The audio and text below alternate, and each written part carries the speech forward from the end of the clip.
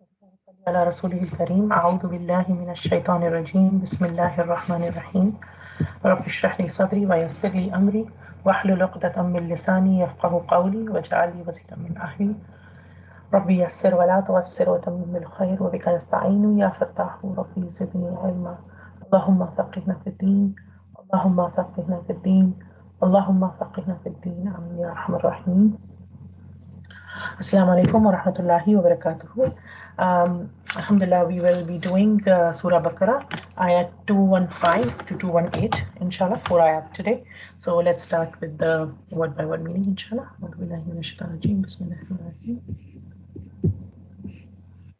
يسألونك ماذا ينفقون قل ما أنفقتم من خير فللوالدين والأقربين واليتامى والمساكين وابن السبيل وما تفعلوا من خير فإن الله به عليم.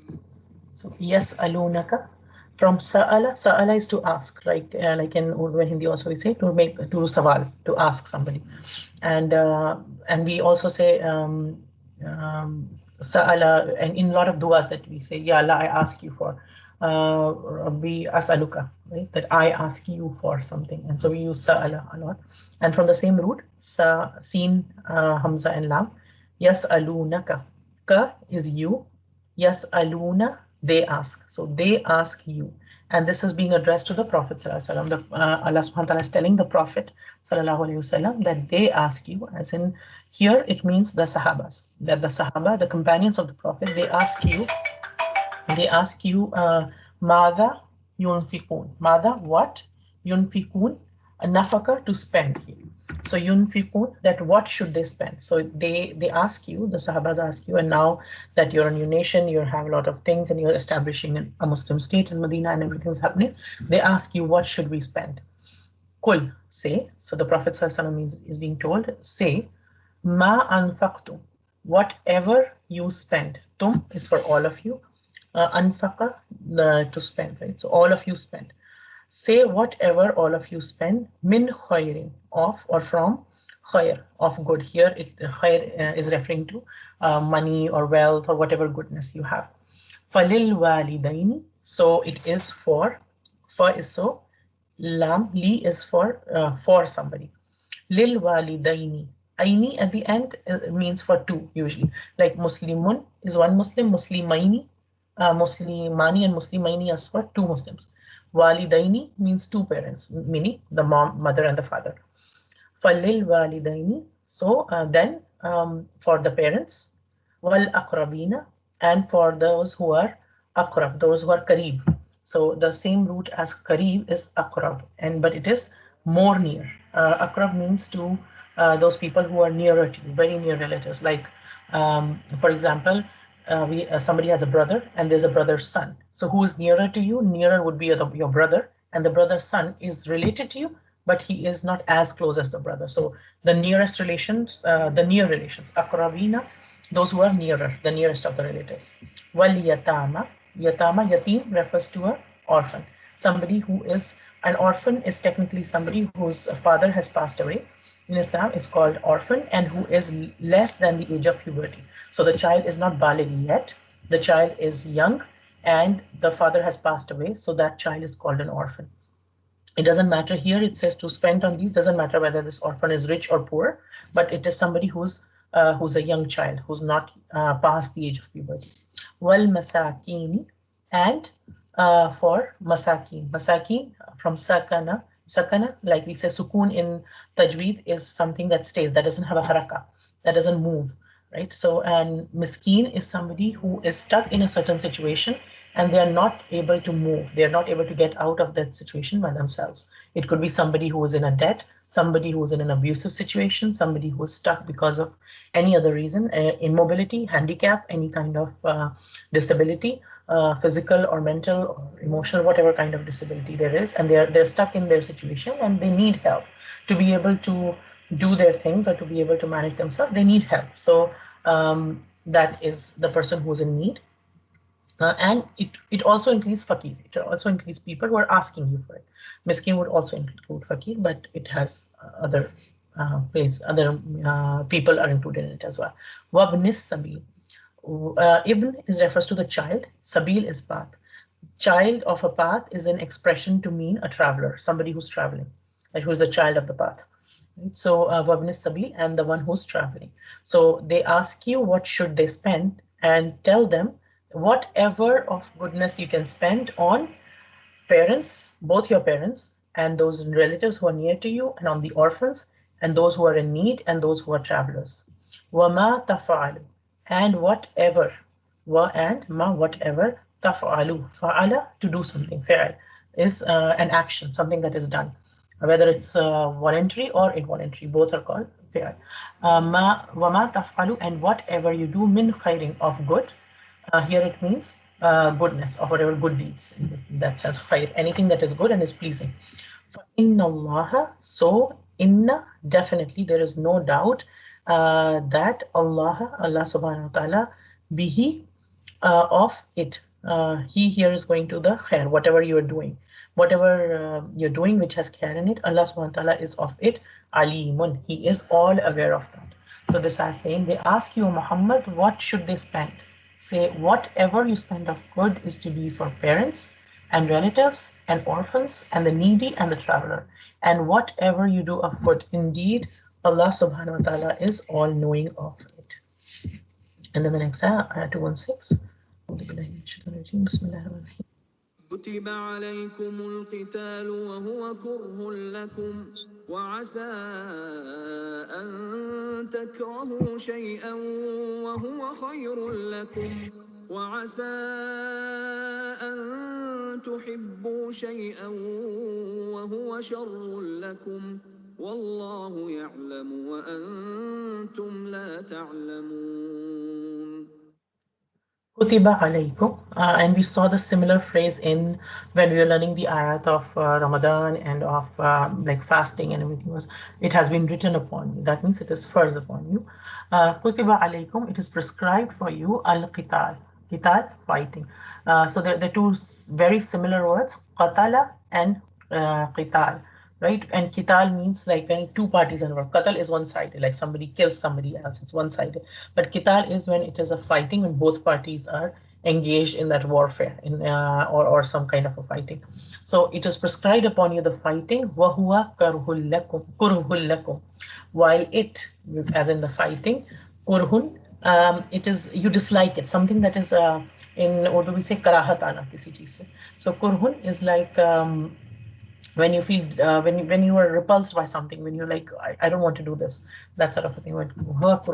And you, it is hateful to you, you don't like it, and it bothers you, you don't really want to do it. Wa'asa, but perhaps and that takrahu, you dislike shay'an, a thing, wa huwa khairul lakum, while it is good for you, it is, there is goodness in it for you. There might be some things which you dislike, but they're actually good for you. Wasa, and it is possible perhaps, an tuhibbu shay'an, that you love something, wa huwa sharrul lakum, while it is bad for you. So it is possible that there's something you love, but it is good, it is bad for you, and there's something you don't like to do at all, but there is goodness in it for you. Wallahu ya'lamu, and Allah subhanahu wa ta'ala knows. Ya'lamu from ilm, ain, lam and mim. Wallahu ya'lamu, Allah subhanahu wa ta'ala knows. Wa antum la ta'lamun. Wa antum, and all of you. Antum is plural of you, right? While all of you, la ta'lamun, you do not know. So this is saying fighting has been enjoined upon you while it is hateful for you, hateful to you. But perhaps you hate a thing and it is good for you, and perhaps you love a thing and it is bad for you. And Allah knows while you do not know. Then يسألونك عن الشهر الحرام قتال فيه قل قتال فيه كبير وصد عن سبيل الله وكفر به والمسجد الحرام وإخراج أهله منه أكبر عند الله والفتنة أكبر من القتل ولا يزالون يقاتلونكم حتى يردوكم عن دينكم إن استطاعوا ومن يرتدد منكم عن دينه فيمت وهو كافر فأولئك حبطت أعمالهم في الدنيا والآخرة وأولئك أصحاب النار هم فيها خالدون. يسألونك, they ask you, عن الشهر الحرام, about شهر الحرام. شهر is a month, and al-harami is a sacred one, something that is sacred, that other things that are allowed in other places get, or at times becomes disallowed here. There is a higher sanctity to something, right? So Masjidul Haram, we call it Masjidul Haram because some things that are allowed outside you're not allowed to do inside. For example, in Masjidul Haram, when we go to Makkah or we go to the Haram in Medina, inside the boundaries of the haram, you're not. It is a sin to even pluck any natural vegetation. You can't pluck a tree out, or a plantation out. You cannot kill any animal or anything. If so, that which you are allowed to outside, if there is a weed or something, you're allowed to pull it out. But in the sanctity of the haram, you're not allowed to do. There are extra rules and extra things which become mandatory upon a person when you're inside the boundary of the haram. Kul, say, qitalun, fighting, fihi, oh sorry, I was here. Anil shahril harami, qitalan fi, that fighting in it. They ask you about the month, the sacred month, and fighting in it. What is the matter regarding fighting in it? Kul, say, qitalun fihi kabir, that fighting fihi in it is kabir, is a great sin. Wasaddun, but hindering to or stopping an sabilillahi, from the path of Allah, wa kufrun, and disbelief in Allah subhanahu wa ta'ala. Disbelief in him is going back to Allah subhanahu wa ta'ala. Wal masjidil haram, as in stopping people from the path of Allah, disbelieving in Allah subhanahu wa ta'ala, and stopping people from Masjidil Haram. Wa ikhraju ahlihi minhu, and driving out or expelling its people from it. Akbaru indallah. This is a greater sin in the sight of Allah. Yes, fighting in these months is a great sin. But even greater sin in the sight of Allah is stopping people from the path of Allah, or disbelieving in Allah subhanahu wa ta'ala, or stopping people from the Masjid al-Haram to go there, or driving people out of their homes. That is a bigger sin in the sight of Allah. Wal fitnatu akbaru min al qatl. And fitna, oppression, is greater in sin min al qatl, than killing. Wala yazaluna, and they will not stop yuqatilunakum, to fight with you. So as in the disbelievers will not stop to fight with you, hatta yaruddukum, that you turn away, an, from dinikum, from your religion, inistata'u, if they are able. If they were able to do this, what do the disbelievers want? Why are they fighting you? What is their main purpose? Why do they keep creating problems for you? What is their main purpose of doing all this oppression and everything? They want you to turn away from your religion. If they're able to, they would not stop until you do that, until you turn away from the deen. وَمَن يَرْتَدِدْ, and whoever turns away. And if you were to follow them, if you were to give in to their oppressions or their taunts or their sarcasm or their they're trying to do this, and you succumb to it, and you kind of get weak and succumb to it and turn away from your religion, whoever turns away minkum, from you, an dinihi, from his religion, فَيَمُتْ, then dies meaning then he dies on this condition, that until we know that until we pass away, the door to Tawbah, the door to turning back to Allah subhanahu wa ta'ala is still open until we see the Malik, the angel of death. That door is still open for us. But once the Sakaratul Maut start, once the pangs of death start, and there's a very specific kind of pangs that somebody who's passing away, they go through that thing, and you can tell, like the people who've seen a lot of people passing away, they know when those pangs have started. And then when the person starts seeing, right before their death, they start seeing the angel of death and other things which were unseen start opening. That time, then doors close then. Even though you have a few breaths left maybe, but that door to forgiveness is closed then. So before death comes, to any of you. So if any of you turns away and then dies while he's in that condition that he's turned away from his religion, وَهُوَ كَافِرٌ, and you are disbeliever then, because you've turned away, you are a disbeliever. فَأُولَٰئِكَ, for those, habitat a'maluhum, their deeds have become worthless. They might have been doing so much, but if they turn away and die in that condition, then whatever they've done, they might have worshipped for 50 years and did all the good deeds and everything gets multiplied by zero.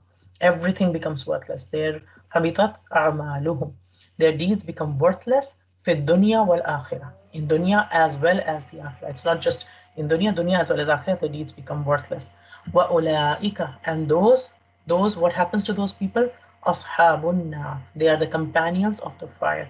Ashab, Sahaba is to be a companion, but a very close companion who doesn't leave your side. Like the Sahaba of the Prophet ﷺ, they are called Sahaba because they were his companions and they did not leave his, they were around him. They would not leave his side, and they stood by him in thick and thin. They were very close companions. They wouldn't go. So Ashabun Nar, meaning it will surround the fire. They wouldn't just be in fire. The fire will be surrounding them all over and it will not leave their side. Hum fiha khalidun. In it they will be living forever. Khalidun, khalada, to live, uh, khalidun, to live forever. All of them will be living there forever. So this is saying, they ask you about the sacred month, about fighting in it. Say fighting in it is a great sin, but averting people from the way of Allah and disbelief in Him and preventing access to Masjid al-Haram and the expulsion of its people therefrom are greater evil in the sight of Allah. And fitna is greater than killing. And they will continue to fight you until they turn you back from your religion if they are able to do so. And whoever of you reverts from his religion to disbelief and dies while he's a disbeliever, for those their deeds have become worthless in this world and the hereafter. And those are the companions of fire. They will abide therein eternally. May Allah not make us of any of them. May Allah protect us and not make us of any of those people. And then 218. إن الذين آمنوا والذين هاجروا وجاهدوا في سبيل الله أولئك يرجون رحمة الله والله غفور رحيم. إن الذين آمنوا, indeed, certainly, there is no doubt that those who believe, وَالَّذِينَ هَاجَرُوا, and they didn't just believe, they did something else. What did they do?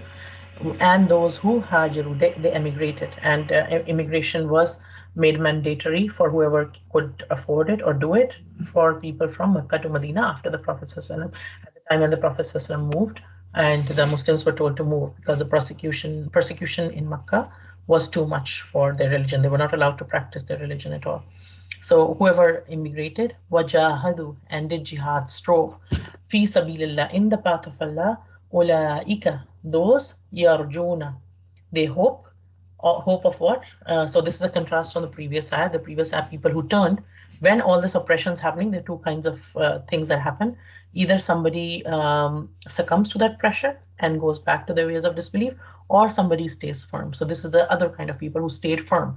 So what happens is when they stayed firm and they immigrated and they strove in the path of Allah, those are the people they hope for what?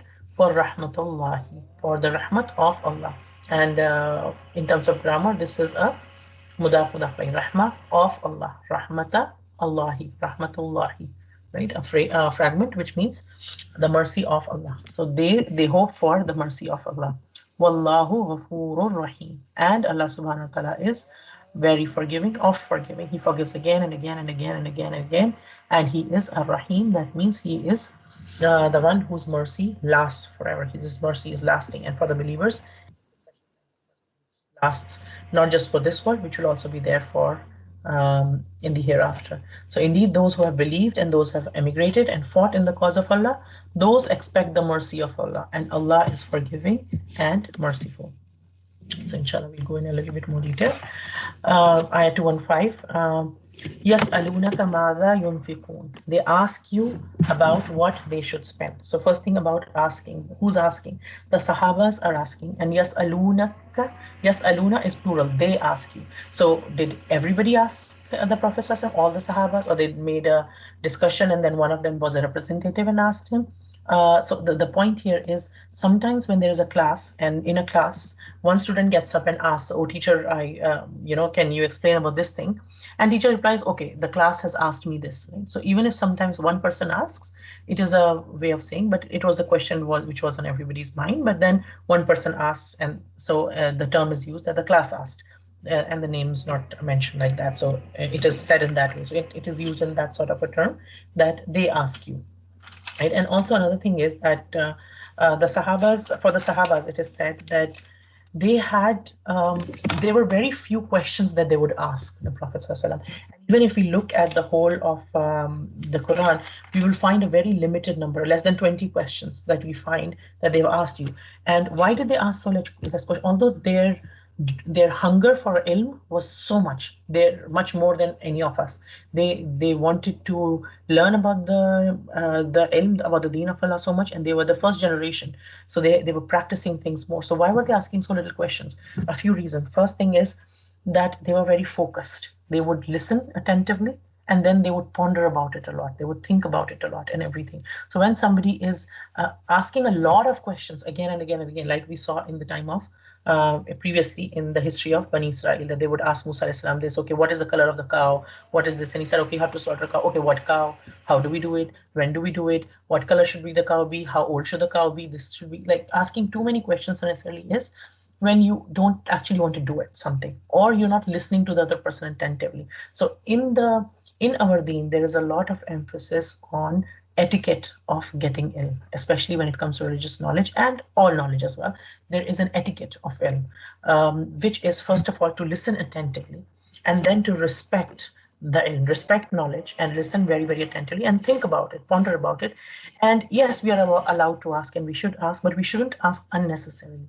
We shouldn't ask. We should refrain from just asking questions for the heck of it, which have no real implication on our actions or in anything that else we do. Because like if you look at the society around us at any time, it has been like that, that there are a lot of people who are engaged in a lot of what they say kilokal, like he said this, she said this, and they will keep talking about, okay, this, you know what, this happened, then I went there, then this person said this, and then I said this, and this one happened, and then this happened and that happened, while there is no actual purpose to all of this. Okay, this happened, then what is the purpose of all of this? And a lot of people would engage in this meaningless conversations or meaningless things. So the thing with Sahabas was they tried to stay away from meaningless activities and talks and actions. So they would be very focused. And when they really need to ask, many times what they would do is they would keep waiting out of respect of their teacher, out of respect for their teacher, the Prophet ﷺ, and the Prophet. They would sit and wait until, and they said that we would sit and wait that somebody else comes and asks that question, that, and then we get the answer too. So one thing is, if somebody else asks the question, they're very attentive and listening, because maybe with the queries they have get answered too, right? And they're very conscious of the time of their prophet, that they're so respectful. They crave for knowledge, yet they are so respectful that they would think that so many times before asking, and they would only ask when it has a real implication on their life. They wouldn't ask just for the sake of empty knowledge or empty things which have no real purpose.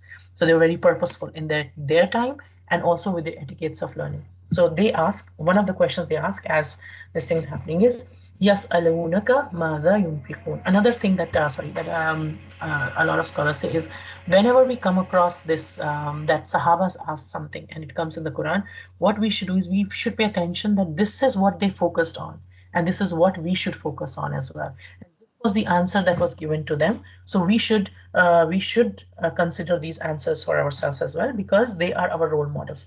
Those are the people. Those are the first generation of Muslims. Those are the people who had the Prophet ﷺ himself as their mentor, as their teacher, as their guide, as their role model. So those was the people who are the best followers. So what we do is we we look at how they think, even how they thought, what were the priorities of their life, and we try to emulate them as much as possible in our own day and time and according to our situation. So the Prophet ﷺ is told then that tell them that whatever you spend of good. So again, the question was, what should we spend? Now the answer is being given: spend whatever you can, whatever you spend of good. And then the answer is given, elaborated, it's and spend on the parents, on the relatives, on the orphans, needy, and travelers. But the question was not that. The question was just, what should we spend, right? And that answer is but that answer is given in a very short and precise way, that okay, spend whatever good, and then the detail is given of who all to spend on. So the and Allah subhanahu wa ta'ala is replying directly, of course. So through the Prophet sallallahu, because the kul is here, right? The Prophet sallallahu teaching is being taught by Allah subhanahu wa ta'ala what to say to them. So the thing is, their question might have been limited, but Allah subhanahu wa ta'ala is giving them a detailed response on the other aspect of it, which they didn't even ask, but they are getting that information because they came with they wanted to know them, and that has a bearing um, on their actions as well. So another thing is, when they're asking what to spend, that means they have something to spend, right? So which brings us to the point that a lot of scholars have pointed out, that they had money, and money by itself is not good or bad. A lot of times in Eastern culture, being poor or poverty, or having the people of Deen to be in rags, or people to be in like disheveled condition, or not having enough money or something, is glamorized. That, like a person who doesn't have, he's so pious, he doesn't care about money, or he doesn't care about anything. But Islam does not teach that. Actually, Islam does not say that having money is bad in itself. Money is not good or bad in itself. What matters is what we do with it. What are we getting out of it? Are we spending it in the way of Allah? Are we attached to it or not? So we have to live in this dunya to create our akhirah. But the point is, the dunya should be in our hands, not in our hearts. And so we are not striving for just hoarding more and more and more and more and more of money, of wealth, or everything. But we should be in the habit of spending, right? And there's a beautiful hadith to the effect of that the Prophet ﷺ said that do you people love, what wealth do you love more, the wealth that belongs to you, or the wealth that will belong to your inheritors, those who will inherit from you? And the people said, of course, we love which is our own. And then he said, your wealth is only until you are there, right? Whatever you spend, whatever you give out in charity, or to other places, or to help people, or this and that, whatever you spend is yours. But whatever you leave after you die, it's not yours anymore, because that's why Islam gives the laws of virasat, the laws of inheritance. Because once a person dies, that wealth is distributed according to what Allah has decreed, not according to what that person wants. So for example, one person has two children, one of those one person has two sons, and one son was very obedient and very nice and very helpful and took care of the parents. The other son was not very obedient, was not around, and he was rude, and he was not doing anything. Yet when a person passes away, you cannot give more to one son and less to another, even though they behave differently. The inheritance would be divided according to how it has to be divided, and we cannot change that. Because why? Because it does not belong to us anymore. A person who passes away, it doesn't belong to him anymore. One of our teachers, one of our mentors, she teaches that money is, you don't really own money. It's just in your hands for a little while, and it wasn't yours before. It comes to you for a little while, and then it goes. It is going to stay with you for a little amount of time and then go. Depends on where you send it, right? What you're doing with it. So whatever wealth we think of, there was wealth before we were born, and there's going to be wealth after we die, and it is just going to come to us for a period of time and go away. Nobody ever holds wealth. Nobody can hold wealth like that, right? And the thing is, what we need to do is, after we take care of our needs, then we have to, the qualities of a believer is, when we take care of our needs, we spend after that. Again, this spending here is not talking about zakat. This is talking about voluntary sadaqah. This is over and above zakat, because zakat is what zakat is very clear. Zakat is fixed. Okay, you have to take out zakat of 2.5%. It has to be in a lunar year. It has to be after a year, whatever money has been sitting, whatever you still have in your savings, you calculate 2.5%, and then you give out of that to Muslims only. Zakat is taken from Muslims and given to Muslims, right? So zakat is very clear, but this is not zakat. This is beyond zakat, right? And this is something that we are um, spending for the sake of Allah subhanahu wa ta'ala, other than zakat. Okay? And khair has come twice. If you look at the word khair, it has come twice in this ayah. One time it has come for wealth and any kind of good that we have that we spend for the sake of Allah subhanahu wa ta'ala. And that could be wealth, it could be time, somebody spending time, it could be good word that you say to somebody, good advice that we give to somebody, it could be some help that we give to somebody, whatever good we do. And the other thing is the second khair, min khairin, فَإِنَّ اللَّهَ بِهِ عَلِيمٌ. This khair is meant for good deeds. So any even wealth could be a good deed for us if we utilize it in the right way, if we use it in the right way, right? So, and about this ayah, it is said that uh, in the narrations of it's the reasons for revelation. It is said, according to Abu Saleh Ibn Abbas, he said that this was revealed concern. This ayah was revealed concerning a Sahabi called Amr ibn al-Jumuh al-Ansari. Amr ibn al-Jumuh al-Ansari. He was a very old man and he was very wealthy. So he came to the Prophet ﷺ and he asked, O Messenger of Allah sallallahu alaihi wasallam, what should be given in charity and to whom it should be given? And so Allah subhanahu wa ta'ala revealed this verse. And here, if we think that the different ways in Allah subhanahu wa ta'ala is encouraging us to spend, right? He is encouraging us to spend on parents, first of all.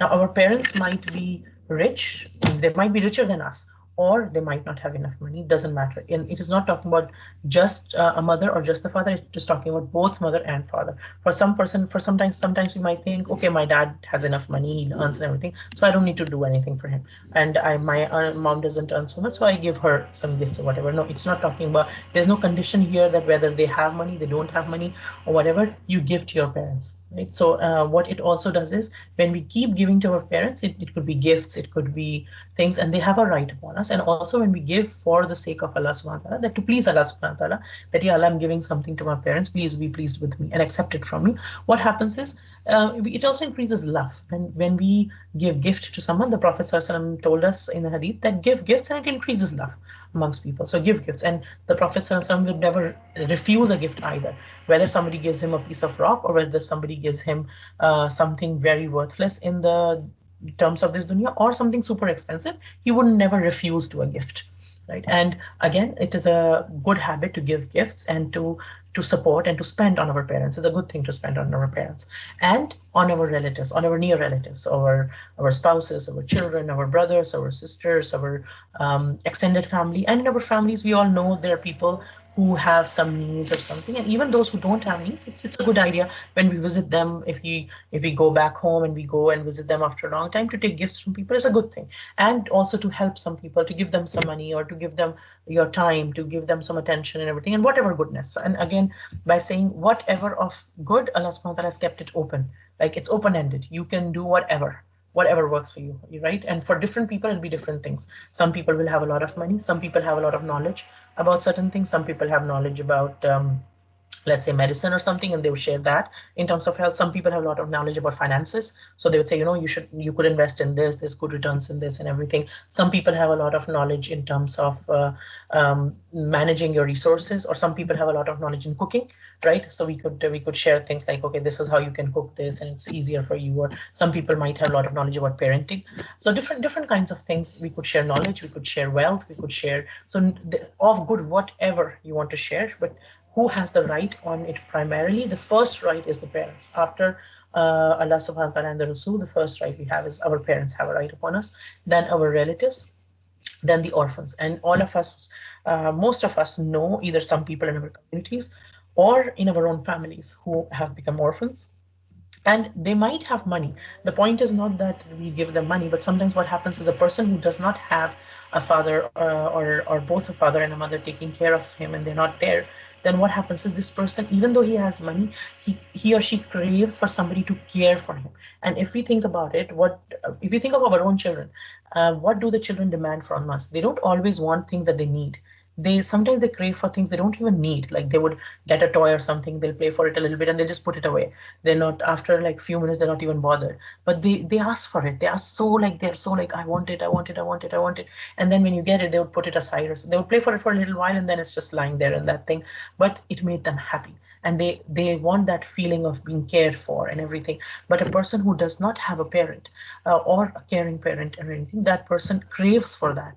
And so it's a good idea to spend on them, not just for the sake of wealth or the sake of what they need, but also to show them that I'm here for you, to show them that I care for you and everything. So we should spend on, it's a good idea to spend on orphans. And Allah subhanahu wa ta'ala is telling us to spend on the orphans. And obviously we don't have to tell the other person, but we can make intention in our own mind. Ya Allah, you told me in the Quran to spend on the parents and relatives and the orphans, and I want to, I'm trying to do whatever I can, and please accept it from me, right? So while masakin, and those who are needy, who are in some kind of need, and the more we are involved with people, we know what need somebody has, and then we help them out of it. And wabni sabil, and the one who's traveling, when somebody's traveling. It could be when I myself am not traveling, and somebody's traveling and they come to visit me. Now they are a traveler that I help. It could also be that I'm also traveling and somebody else is also traveling. And then we, like for example, if we're going on a train, or we going, and we do that in India and like other countries. A lot. We don't do so much. It's not done so much nowadays in very developed worlds. But then, if you're going in a train or something and you open something to eat, you have food from home and you open it to eat, you would share it with anybody who's traveling with you without even like thinking. Even if you don't know them, if you're there strangers, people would. And culturally, it was considered good manners, and people would do it generally, like, and they would become friends. They would talk on the journey and everything. So even if other people have their own food, to share what you have, and you have your open your food, you share it with other people. You're spending on them. You're giving something out of what you have. And it was one of the habit of the Prophet ﷺ as well, that when the Sahabas would go out on an expedition or something, when if there was a shortage of something, he would put, and not everybody would have everything. He would put everything together, everybody's food and things together, and they would all eat together. Like it would, everybody would put their own food and they'll all eat together, right? So nobody is left out or everything. So you sharing. And even when we go, for example, when we go for Umrah, if we, may Allah Ta'ala take us for Umrah and Hajj again and again and again, the Prophet ﷺ said that if you can, it is good to do it alternatively. Like you do one Umrah, and then the next time you are able to travel, you go for, obviously the first would be a Hajj. Hajj is a priority because that's the first. Umrah is not a priority, but then you do a Hajj, and then next time you go for an Umrah, then next time you go for a Hajj again, then you go for Umrah. So if you can, then you should do it. But may Allah Ta'ala take us there again and again. But what happens is when we go there, there is Zamzam, there's water taken out, Zamzam taken out, and it is put in coolers all around. When we go to the Haram, you'll find it in Makkah as well as in Medina. And that there are these coolers with both room temperature water and cold water. And these big drums and jars, they have Zamzam. So people would, and they've got glasses next to it, disposable plastic glasses. So people can come, and anybody who's in the masjid can take and drink as many times as they want, and they can take Zamzam from there and drink it. And when you are going there to drink, for example, and you see a lot of there's some old ladies there, and you know it would be hard for them to get up or something, then there's no harm in encouraging yourself and your children. Come on, let's take out some more water and let's give it to other people as well, who are around us and everything. We don't know them; they're strangers. We haven't ever met them again. But when we go there, we'll see a lot of people doing this, and we'll also see a lot of people giving out like little packets of dates or food at the time of just before Maghrib, because they think that if somebody's fasting, then we want to spend on them. It's not that other people who've come there don't have money. They would give it to all people, not just people who look like they would be in need, but they would be giving to everybody. And you'll find people, when people go for Hajj, and of course I haven't gone, but may Allah Ta'ala take me there as well. But what I have heard is what people do is they share so much, and people usually go in a group so that there is a guide and somebody keeps telling you what all to do at different places so that you don't miss out any of the rituals, because for most people it's once in a lifetime journey and you want to do it properly. You don't want to miss out on anything. So most people go in a group, and when they go in a group, there's a guide, and there's somebody guiding you what to do at different places, and they take you at different sites on this is where this happened and this is where that happened. They'll take you, other than the days that you're doing your Hajj, the things of Hajj, the other days that you have, other than your ibadat and your things, you will go to these other places and you'll visit these places and and find out what happened where and everything. Like you would visit Badr, some people would go and visit Uhud and all these places. So what happens is when you're traveling in a group at that time, all these are strangers to spend on them, and you will see people sharing a lot of food and people rushing to do more, to give on other people more. There's some people who like to get secluded and just like, okay, I'm by myself. There's some people who like to be involved with people more. So again, it is what you want to do, to spend on travelers and fellow travelers, even if you yourself are traveling. And whatever you do of good, Allah subhanahu wa ta'ala is of it all aware. He knows everything. And in a way, in this, Allah subhanahu wa ta'ala has encouraged us to spend, because sometimes what happens is when we have a lot of ahkamat, when we have a lot of rulings and we come across, and especially for people who are new to Islam or who are turning to Islam, or children who are learning about Islam now, it might feel like, oh my God, there's so much. How will I do this? How will I do this? Oh my God, there's so much. And you might feel overwhelmed sometimes. Some people might, and different people have different personalities. Some people might feel overwhelmed. Okay, I don't know what to do. Like, I'm just like so lost and I feel like I can't do anything. Oh my God, I have to do this as well. Oh, I had to do this as well. I didn't know about this. So Allah subhanahu wa ta'ala is saying, don't be overwhelmed. Whatever you spend of good. Like the Prophet ﷺ told us that save yourself from fire, even if it is with a portion of a date. So what he meant was that if you, when you give to somebody, when you're giving out from your own hand, even if it is as small as not even one date, it's a portion of a date, give that even. Don't feel hesitant. Whatever, even if it is minutest thing to the biggest thing, doesn't matter. It's not how much or what you're giving that counts. It's like your gesture of giving from whatever you have. And the reason what is Allah SWT is teaching us that Allah is self-sufficient. He doesn't need us. Whatever we spent, He will give us back more. He knows what we are spending. He knows how we are spending. And He will give us back. Secondly, spending on our own parents and near and dear ones and relatives and orphans and needy people and travelers, etc. This is being spent for our own benefit, for our own people, right? Just that instead of doing it on an individual basis, somebody's doing too much, somebody's doing not at all. Allah subhanahu wa ta'ala is building this Islamic society, this Muslim society, the new Muslims who've got together, the first generation of Muslims who've come together.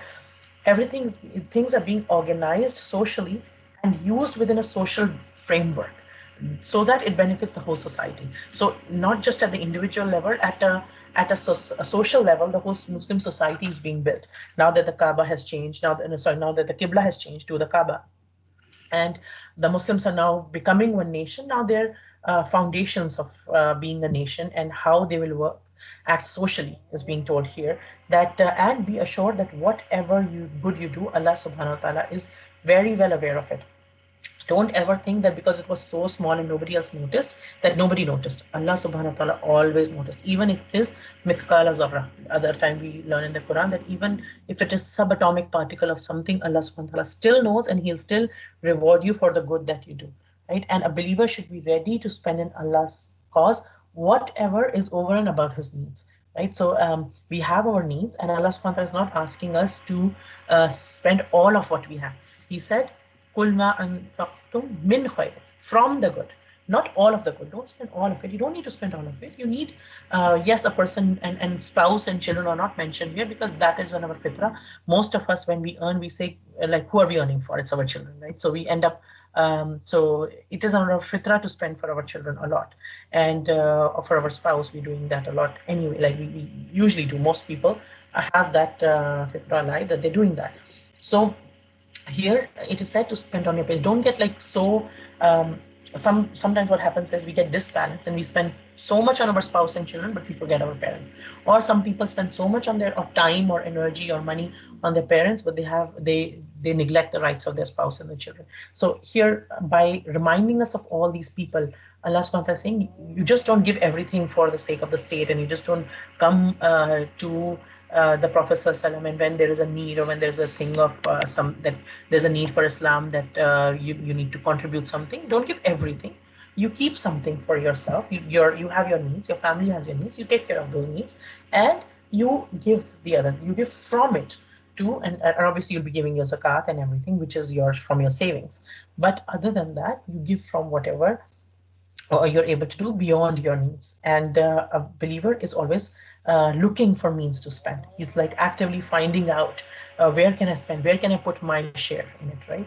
Because according to saying of Aisha anha, what she used to do is when she used to give sadaqah, when she used to give charity, she would put perfume on it, right? And on the coins and on the wealth that she would give, she would put perfume on it. And she was asked, why do you do that, ya Aisha?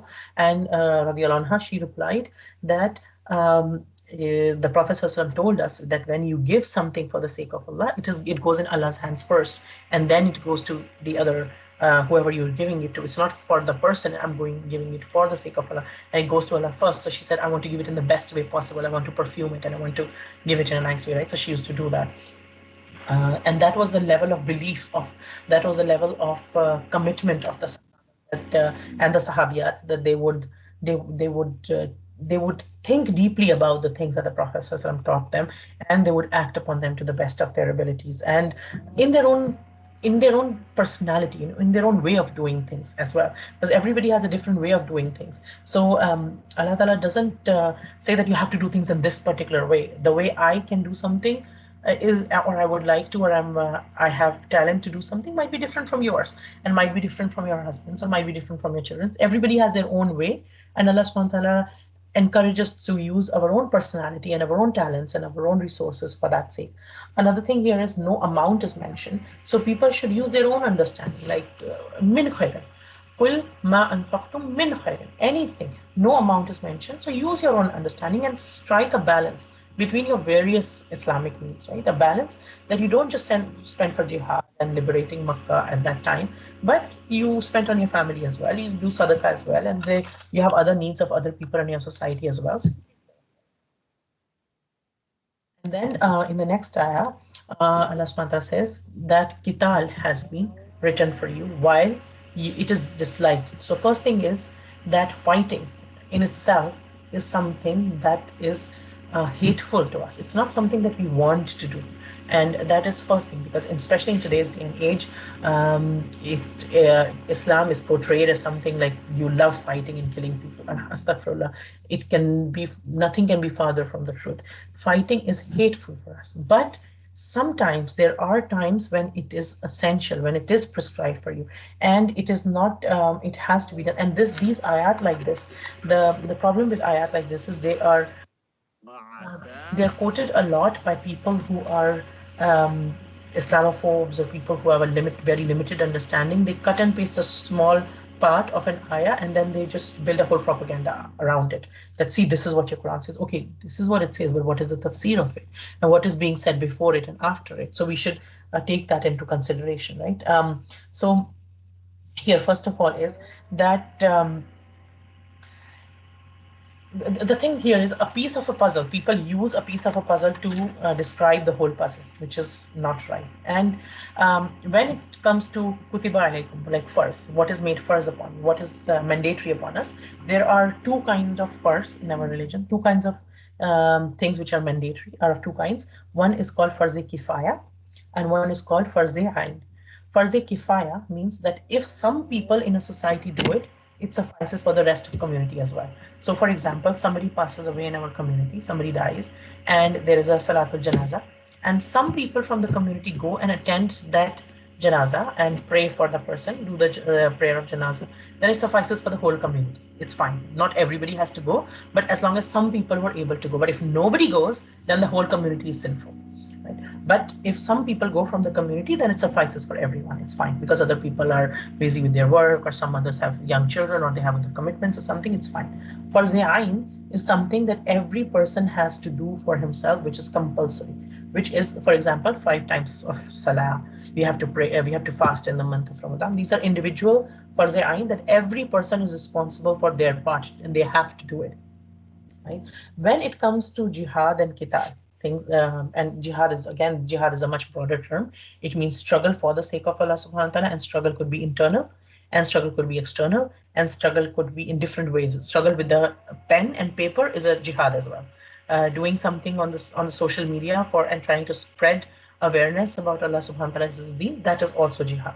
When somebody makes fun of you because you're trying to be religious, then being patient against that sarcasm, against that belittling, against that somebody trying to demean you or somebody even physically trying to hurt you, that is all jihad. To stay patient in that and to stay firm in that, that I will not leave my position, even if somebody says that I don't need to go and fight with every person who tries to pick up a fight with me. I don't have to respond. If somebody tries to throw garbage at me, I don't have to get into that contest of throwing garbage at each other. I can just walk off and say salam and walk off.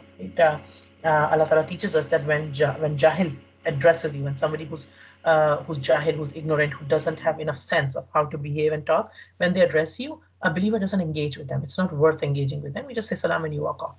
You don't engage with people who are trying to create drama, right? Because if you engage with them, they will pull you down to their level. They will not. It will not be healthy for you. It will be a waste of your own time and other people's time as well. So you try to diffuse the situation, not try to add fuel to the fire in that sense. But jihad could be of many different kinds. And when it comes to qital and jihad, there are certain conditions for it. You cannot just, first of all, no individual or a group of people can just get together and decide that we'll fight or kill or we'll do something. That is not allowed. A jihad, first of all, there has to be a valid reason for jihad or qital. That in Islam you cannot fight for the sake of state or land or resources or anything. Fighting is only permitted when there is a religious persecution for and people are not being given their rights. People are being oppressed, and there's a genuine reason to, like, or for the sake of the sake of the worship of Allah, or to establish the religion of Allah. Only in those cases there is a specific reason, then jihad or qital is permitted. And secondly, jihad or qital cannot be declared by just about anybody or any group or media or some group of people or a masjid or some scholars get together and declare that. No, there has to be a proper established government, a Muslim government or a khilafah, who can declare a jihad. Today, in today's day and age, there is no Muslim government today.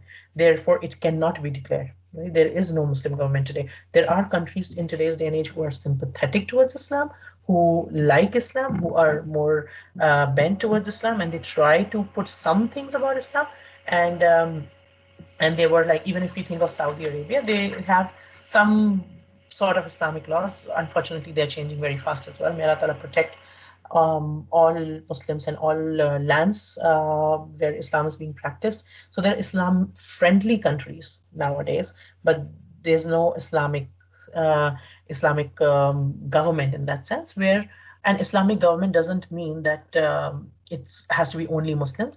In an Islamic government, people are allowed to practice their own religion. People who are not Muslims are not disallowed to practice their own religion. Islamic government means that it is you have resources to do things, and you have things like that, and you take care of all your affairs and things like that. And when an established government declares a war, like for example, in today's day and age, we would consider it equivalent to when a country is declaring that we are in a state of war, and then the armies engage of that country in an organized sort of way, then it is permitted. It's not like anybody can start and go and killing on a killing spree or anything. That is not the way of Islam ever, right? And Islam does not allow anybody to take the law in their own hands. Things have to be done in a proper way. If not, we cannot engage in this, and it is not allowed. Even another reason is that you are fighting is allowed when you're prepared for it, when you have resources for it. Like the Muslims in Makkah, they had, if you look at the Seerah, 13 years they were in Makkah and they were being persecuted, and they were persecuted so much.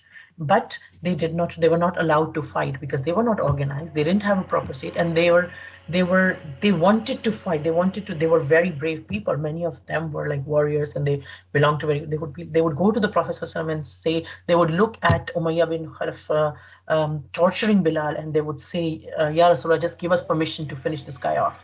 Like just we can do something. But they were so told, no, they're not allowed to do it.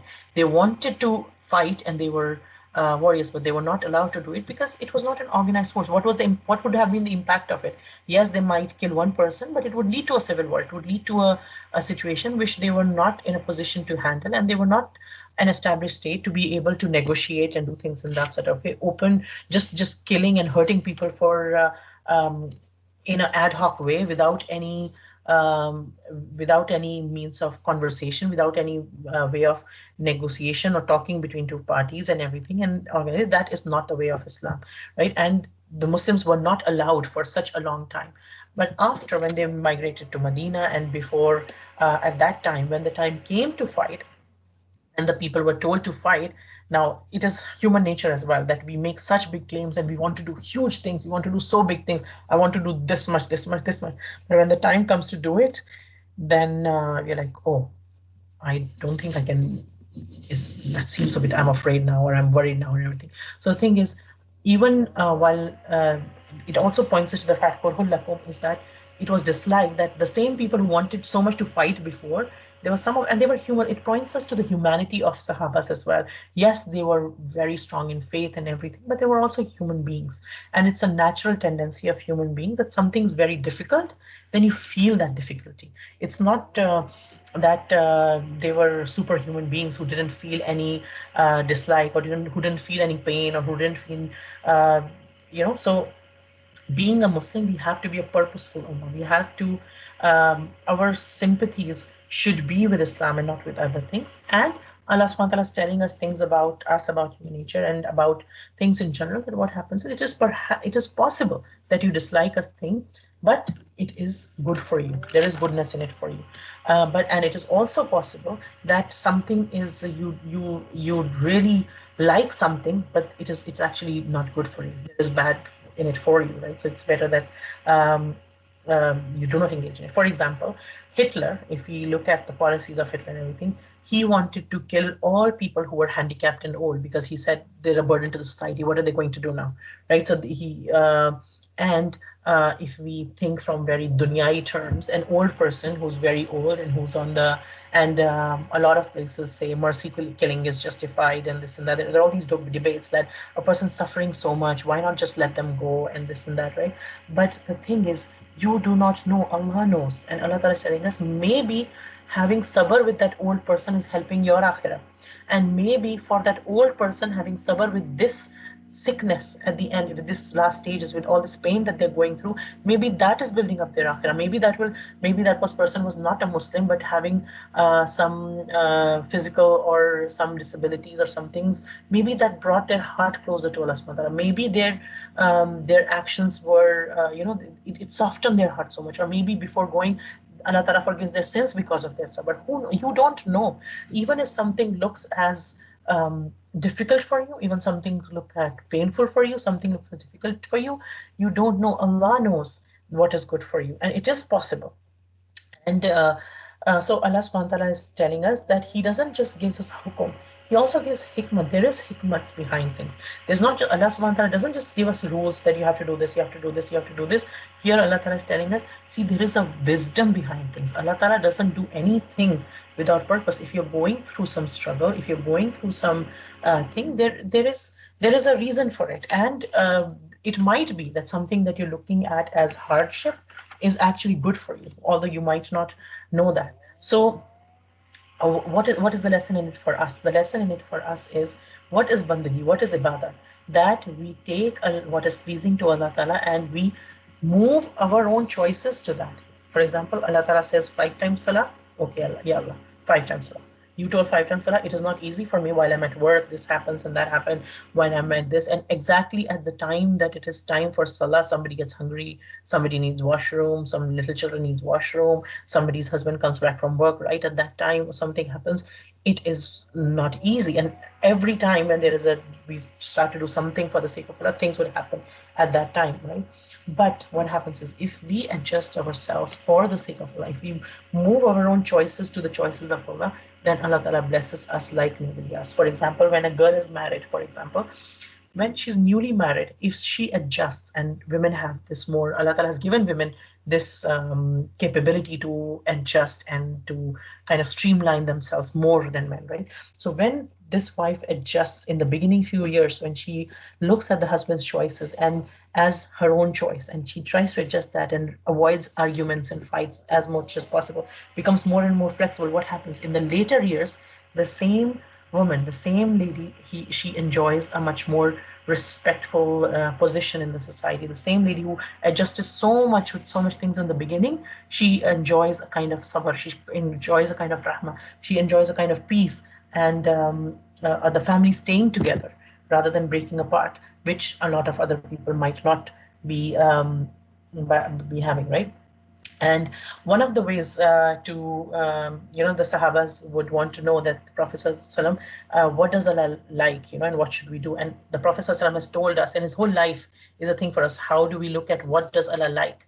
For example, the Prophet ﷺ used miswak a lot. He would pray whenever something happens. So every step is that the Prophet ﷺ did is something that Allah likes. So when we the purpose of our loving the Prophet ﷺ and the purpose of our finding out more and more details about the Prophet ﷺ, how he ate, how he sat, how he talked, what he did, how he behaved, is so that we can follow him, so that we can have the love of Allah subhanahu wa ta'ala. So the purpose of us loving, the more we love the Prophet ﷺ and follow him and know about him, the more we will know how to get closer, how to get the pleasure of Allah subhanahu wa ta'ala. Because if we go by our own thinking, we cannot reach him. Our mind is limited. We cannot reach, because we will, as humans, what are the tendencies that we have? We go excess. Anything we try to do, we go excessive in that. And even if we're trying to do something for the sake of Allah, we go too much in one direction and something else suffers. It's only by following Allah's guidance and the footsteps of the Prophet ﷺ that we will stay balanced, right? And Musa alayhi salam asked Allah subhanahu wa ta'ala that, Ya Allah, you are in the sky and I am on earth. How do I know when you're happy with me? And that is a question that many of us will have throughout the times until the end of day of judgment. Ya Allah, you are in the sky and I am on the earth. How do I know? I want you to be happy with me, Ya Allah. Allahumma inni as'aluka ridaka. Ya Allah, I want your pleasure. How do I know when you're happy with me? And Allah subhanahu wa ta'ala said, when good people became rulers over you, that's a indication that Allah Ta'ala is happy with you. And when bad people became rulers upon you, that's a sign of displeasure. And so work towards the pleasure of Allah subhanahu wa ta'ala and your condition will change, right? And they say that when you make one of the adhkar in the morning, they say that if you make that adhkar regularly, morning and evening adhkar, then the people who are over you, the people who have authority over you, inshallah, Allah ta'ala will not put any authority over you that will become a fitna for you in your deen, right? That will make hard for you, whether it's a boss at workplace, whether it is in a political situation, the political leader in your government or something, or whether in a family, it is the patriarch or the matriarch of the family, whoever it is. So what is that adhkar that we do? We do Raditu billahi rabba wa bil islami dina wa bi Muhammadin sallallahu alayhi wa sallam rasulan wa nabiyya. Ya Allah, I'm pleased with you as my Lord, I'm pleased with Islam as my deen, and I'm pleased with the Prophet sallallahu alayhi wa sallam as my Nabi and my Rasul. Right? So we make in if any of us has that kind of problems of people who are becoming people who have authority over us in whatever field, and it is becoming a fitna on us to practice our deen, then we should excessively make this dhikr and make sure we make this dhikr in our morning and evening adhkars, inshallah. And also it also points the fact over religion. One more aspect of our religion is many times things that we don't feel like doing, then we have the blessing of when we still do it, then we get ajr of it, right? Not every good that we do will give us peace and sukoon in our hearts and make everything look feel nice and good nice. There are some kind of goodness that when we do, it will disturb us, right? So for example, if a mother listens to everything that a child says, to keep the child happy all the time, the child will never go to school. Like most children, if a mom listens to everything that they say, they won't go to school. So sometimes the love has to be a tough love too. Sometimes the we have to our child does not want to have medicine, and we have to force the medicine in their mouth because we know it's good for them. So again, the Sahabas understood this, that when Allah says don't react, they didn't react. When they were in Makkah and they were not allowed to fight, they didn't fight. When Allah Ta'ala says now the fighting has been given to you, now you should go and fight. Then before Badr, it was said that okay, now you need to go and fight. Okay, yeah, Allah, now we will fight. So when Allah says stop, they stop. When Allah says go, they go. Right? That is the attitude of the Sahabas, and may Allah Ta'ala make us of those people as well who have that attitude as well. Then the next ayah, it is said that they come and ask you about the sacred month. And this asking is not being done by Sahabas. This is being done by the Mushrikeen in Makkah. So there is an incident that happened in Rajab 2 Hijri after in the month of Rajab at the second year of Hijrah.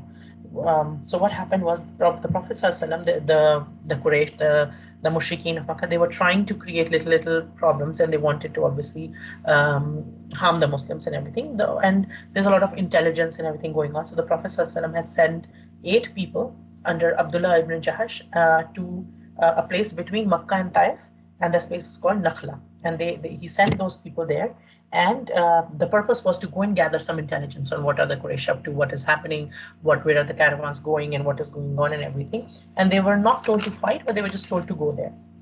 And before that, actually, even before this incident of Nakla, what had happened was one of the prominent Sahabas, he had gone to, from Ansar, from the people of Medina, he had gone to Makkah to do Hajj, to do Tawaf. Like he would go there and do Tawaf. Usually what people did was when they went to Makkah, whether it was for a business or something else, people would, even in times of Jahiliyyah, what people would do was they would go there, they would do whatever they had to do, and they would do their tawaf and everything, and then they would come back. So one of the Sahabas from Ansar, he had gone there, and he was doing this tawaf there, and right in the middle of the afternoon, because at that time most people did not go out, so it was a bit odd. But he had one of his good friends was Umayyah ibn Khalaf, who was the owner of Bilal, and who had tortured Bilal and everything. And now Bilal had gone to Medina, and the Prophet ﷺ, Abu Bakr, Muslims were now in Medina.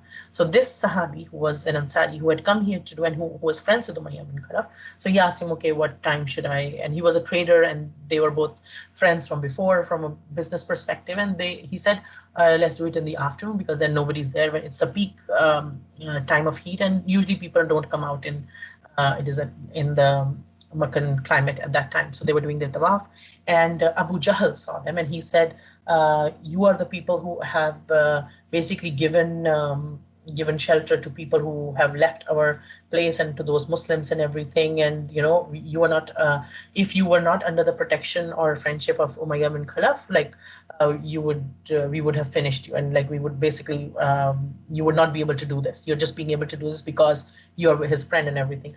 Because even from their Jahili standards, they would never do this. They would never stop anybody from entering Makkah. But their hatred against Muslims and Islam had gone to so much level that they were even their own standards that they had for themselves, even in their Jahili societies, they were not upholding even to that. They were like stopping people from now even coming to the Kaaba to do their tawaf and everything. Like, no, you can't do it, and we won't allow you. Like, we are the leaders here, and we won't allow you and everything. And obviously, they were persecuting the Muslims a lot, and they were doing any Muslims who were left there. They were trying to harm them, to get them to leave Islam, and they were planning a lot of attacks on the Muslims in Medina too. So the Prophet ﷺ had sent these 8 people under the leadership of the bin Jahash to go and check on what is other Quraysh up to. And when these people reached Nakhla, what they saw a caravan which was under, and there was one person with him, Amr ibn al-Hadrami. Right? And there was this caravan, it had a lot of money, it didn't have much protection, everything. And it was the last day of Rajab, which is one of the sacred months, right?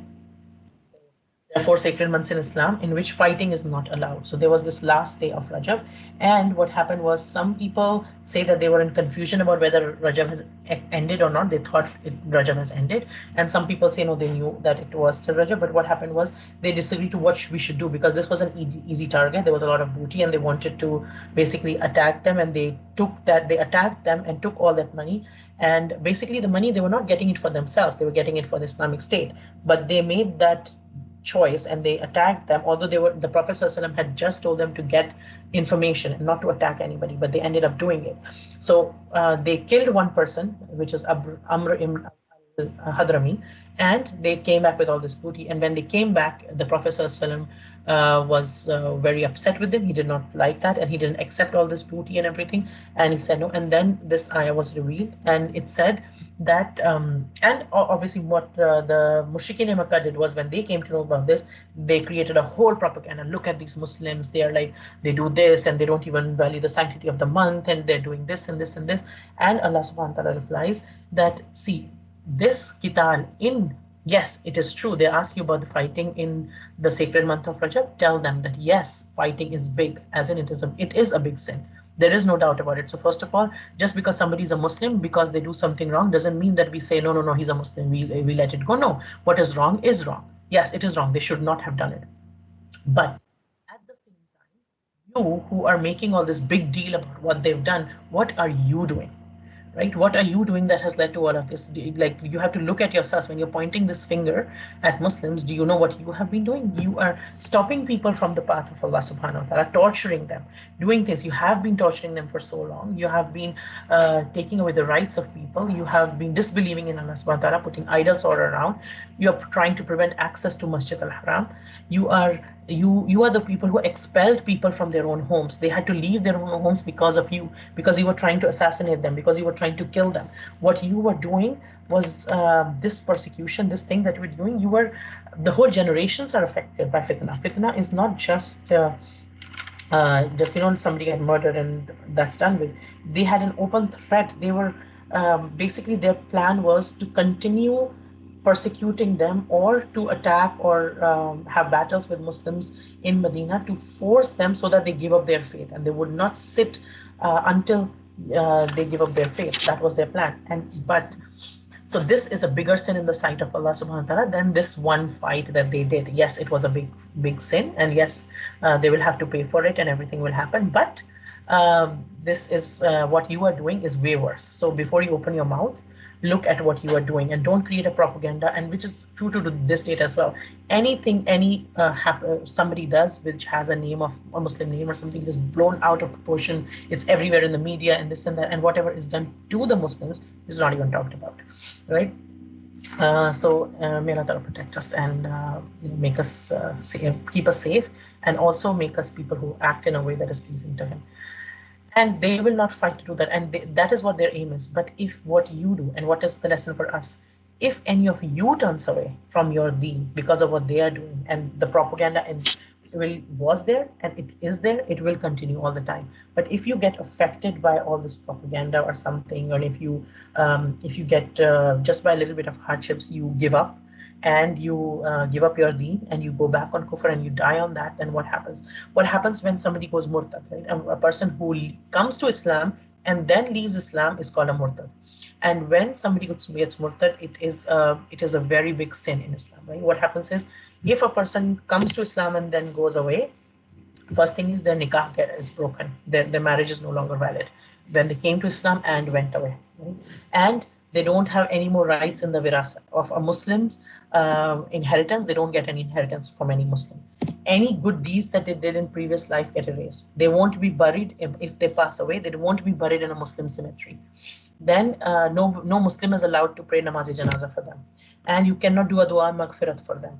And if a man was in an Islamic, in a Muslim society, if that was there, then a man would be killed or a woman would be imprisoned for life. And why was there such a harsh punishment for somebody who came to Islam and went away? If you think about it, it's something about someone doesn't register for an army, but it's something that somebody registers for something, and then when it's time to act on something, you run away. So you register for something, and then you come and then went away, and then you start spreading fitna. You're not just going away, then you start, oh, you know what, that Muslim was like, it was so hard to be a Muslim, I'm so glad I'm not a Muslim anymore. And you'll find people speaking against them. They know they're lying, but they say it for the sake of gaining popularity and all the media focus. You'll see people becoming Muslim, and then like, I took off my hijab and I'm like, so this now, and May Allah protect all of us. What happens to a wall? If a brick moves, then it makes few others around it lose as well, right? So either you don't come, but if you come, then there are la ikraha fi deen. There's no compulsion on deen. But once you come to deen, then there are some guidelines that apply to you. Then you cannot be like, okay, I'll do what I want. If you do what you want, then you're not a Muslim, really, right? Yes, there's a difference in people who are finding it hard to do something. This is not about that. A murtad is somebody who renounces the faith and then who goes out and starts bad-mouthing the religion and trying to get people away from the religion as well. That, this is not good and everything. One thing is, I want to do this, but it is hard for me. That is a different thing. That is a weak person, but it is still a person of Iman. But the person who comes and then goes and then starts saying lies and propagandas to get popularity against religion and stopping other people from religion, that's a murtad, right? And we find those people, Muslims who are talking against Islam. May Allah protect us. And even though they know the truth, even though they know they're lying, right? And this also gives us a lesson that don't try to make anyone Muslim by force, that they come for 4, 5, 6 days and then go away, right? Give people dawah, give people the thing, and then let them make their own informed decisions. Don't force them. Yes, if somebody is very, very sick and something, and we are asking them, just read your kalima, please read your kalima for my sake, that's a different thing. But to say something, no, no, no, no, you have to, just because we have power over somebody, you make them, no, no, no, no, you have to do it, the something, and then they go away. That's not right. Also, it is not like you should not give too much of like force people either. That don't give people too much greed, and don't give people fatwas too much at the same time. Don't keep people telling people this is haram, this is haram, this is haram, this is haram, so that they get tired and leave, right?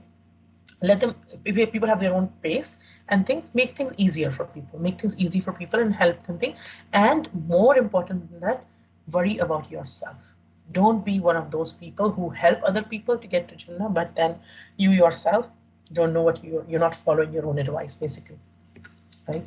And may Allah Ta'ala make us of those people who stay firm on our religion and who help other people become firm on our religion. And then Allah Ta'ala tells us, after describing people who forsake Islam under pressure, he tells about the people who stand firm in the face of pressure, all their pressure, they stay firm in their faith, even if they don't say it from their heart. Sometimes somebody might come in a situation that you cannot say it from your heart, from your tongue, because it will lead to physical persecution, or somebody would be hurt physically or something, or your family might come in danger. In that case, it is allowed to say something from your mouth that your heart, okay, I believe whatever you're saying, fine. In that case, only in that case.